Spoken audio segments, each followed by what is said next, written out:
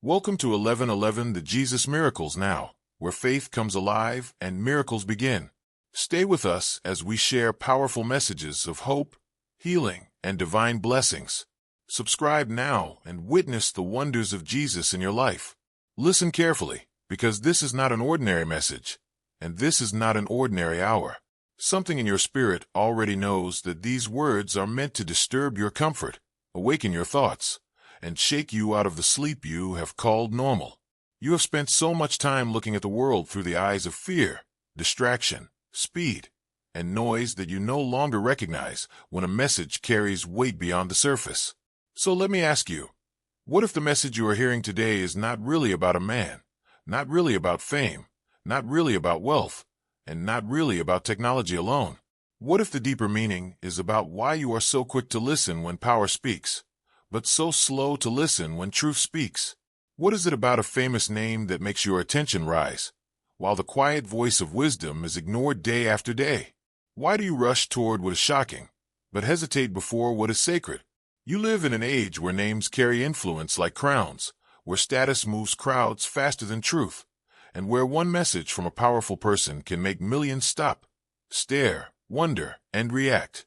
But I ask you now, why does your heart move more quickly for celebrity than for conviction? Why are you more prepared to believe in the urgency of a billionaire's warning than in the urgency of your own soul's condition? If Elon Musk sent a message, would you listen because it is wise, or because it is famous? Would you examine it for truth, or would you worship it because the world told you his voice matters? And if I, the God who gave humanity breath, purpose, thought, intelligence, invention, and time itself, have been speaking to your conscience all along, why have you treated my whisper as less urgent than the headlines of men? Understand the meaning beneath the words. Human beings are fascinated by builders, inventors, visionaries, and those who seem to bend the future with their minds. And yes, there is something powerful in creativity, something astonishing in intelligence, something remarkable in those who dare to imagine what others fear to attempt. I placed a desire to create inside humanity. I gave minds the power to discover, hands the power to build, and hearts the fire to dream beyond the limits of yesterday. But here is the question you must face. What good is it to build machines that move faster than ever if the soul driving them is still lost? What good is it to connect the world through signals and systems if hearts remain disconnected from truth, compassion, and purpose? What good is it to reach toward the stars if you still do not understand the darkness inside your own house? Can a man master technology and still be mastered by pride? Can a civilization become advanced and still remain spiritually empty? This is the meaning you must not miss. When people hear a phrase like, God says Elon Musk personally sent this, many run toward the surface drama, but the deeper message is about authority, attention, and awakening. Why do certain voices command your ears more than others? Why do wealth, power, innovation, and fame have such a strong hold on your imagination? Is it because you secretly believe that success makes a person worthy of being followed without question? Is it because you think the future belongs only to the rich, the brilliant, and the visible?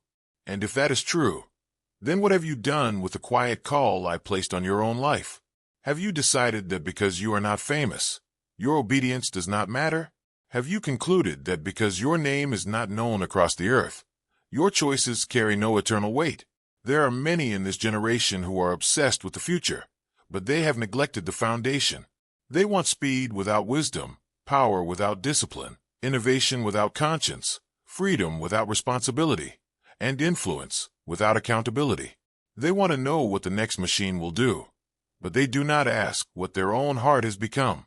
They want to know how far humanity can go, but they do not ask how far humanity has drifted from truth.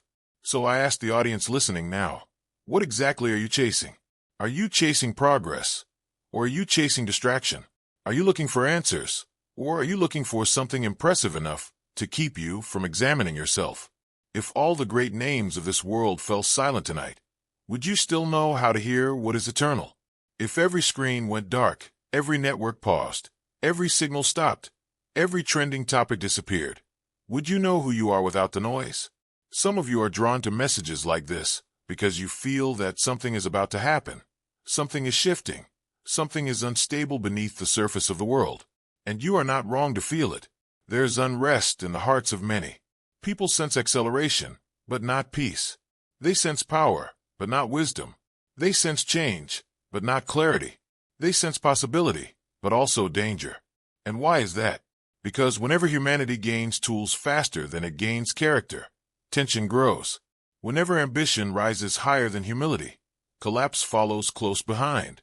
Whenever people become more impressed by what they can create than concerned with what they are becoming, they begin to confuse brilliance with righteousness. Tell me, audience, have you mistaken intelligence for moral authority? Have you assumed that because someone can build the future, they must therefore understand the soul? Have you forgotten that a person may be gifted in invention and still in need of truth, mercy, and grace? Do not misunderstand what power really is. Power is not merely the ability to command money, design systems, influence markets, or shape public conversation. Real power is the ability to remain humble when the world applauds you. Real power is the ability to speak truth when lies are profitable. Real power is the ability to build without worshiping what you build. Real power is the ability to hold influence without becoming intoxicated by it. So ask yourself, what kind of power are you pursuing? Do you want the kind that makes people stare at you, or the kind that allows you to stand upright before God? Do you want to be admired, or do you want to be anchored? Do you want to be known, or do you want to be true? Because there's a difference, and many have traded truth for visibility without realizing how expensive that bargain is. Maybe this message is reaching you because your life has become overly impressed with outer greatness and underdeveloped in inner substance. Maybe you have spent years studying what successful people do, but almost no time asking who you are becoming in secret. Maybe you know how to follow trends, analyze markets, admire innovation, and speak about the future, but you have neglected repentance, prayer, honesty, discipline, and the courage to confront your own illusions. Let me ask you plainly, when was the last time you questioned your own motives as deeply as you question the motives of others? When was the last time you allowed truth to interrupt your ego? When was the last time you admitted that your fear of being ordinary has been shaping your decisions more than wisdom has? Why are you so afraid of a quiet life filled with integrity? Why does the world's definition of greatness still have such a hold on your heart? There is another meaning here, and you must hear it clearly. Sometimes a message that appears to come through a powerful figure is really exposing what people worship. Some worship wealth. Some worship genius. Some worship disruption. Some worship the image of fearlessness. Some worship success because they think it will save them from insignificance. But no human name, no matter how large it appears on earth, can bear the weight of your soul's worship. No innovator can redeem you. No entrepreneur can define your eternal worth. No public figure can replace the voice of God in your life. Why then do you keep handing over pieces of your identity to voices that were never meant to govern your spirit? Why do you keep letting the world tell you what matters most? Why do you keep building your self-worth on things that can crash, fall, fail, change, or disappear? Look at your life. Look honestly. What has been leading you lately? Wisdom or fascination? Conviction or hype? Reverence or urgency without discernment? Have you become so addicted to dramatic messages that you no longer know how to sit in silence and face truth without fireworks? Have you trained your heart to respond only when something sounds extreme? If so, what does that say about the condition of your inner world? Why is ordinary faithfulness not exciting enough for you? Why is daily obedience too quiet for your taste? Have you forgotten that most destinies are not built in spectacle but in consistency? That the strongest lives are not the loudest ones, but the most rooted? That many people want a sign from heaven while ignoring the clear responsibilities already in front of them? And to those who feel small while listening to messages tied to great names, hear this deeply. Your purpose was never dependent on celebrity proximity. Your assignment does not become holy because a famous person is attached to it. I am not limited to the visible. I speak in boardrooms and in bedrooms, in laboratories and in lonely nights, through kings and through servants, through breakthroughs and through breakdowns. Do not insult the quiet places where I have been shaping you. Do not think your unseen life is unimportant because it is not trending. Do not think heaven values you less because the world does not know your name. Let me ask you, audience, what if the greatest thing you will ever build is not a company, a machine, or a platform, but a soul capable of truth? What if your greatest innovation is the renewal of your mind? What if your greatest success is becoming trustworthy in secret? This generation talks often about changing the world, but rarely asks what kind of spirit is doing the changing. It dreams of new frontiers, new markets, new systems, new empires of thought and technology, but too often ignores the old diseases of pride, greed, vanity, cruelty, and self-worship. Do you really think a new tool can heal an old soul? Do you really believe human beings can out-engineer moral collapse without first confronting the darkness within? Can artificial intelligence teach compassion to a heart that refuses humility? Can rockets solve emptiness? Can wealth silence guilt? Can visibility remove shame? Can success heal a conscience that has been repeatedly ignored? These are the questions you must ask if you want meaning. This message is not in the phrase itself, but in what it reveals about you. It reveals what grabs your attention. It reveals how easily urgency can be borrowed from a famous name. It reveals how hungry people are for messages that sound exclusive, important, and charged with hidden significance. But why do you hunger for secret messages and resist open truth? Why do you long for extraordinary revelation while neglecting the ordinary disciplines that could transform your life? Why do you seek mystery while avoiding responsibility?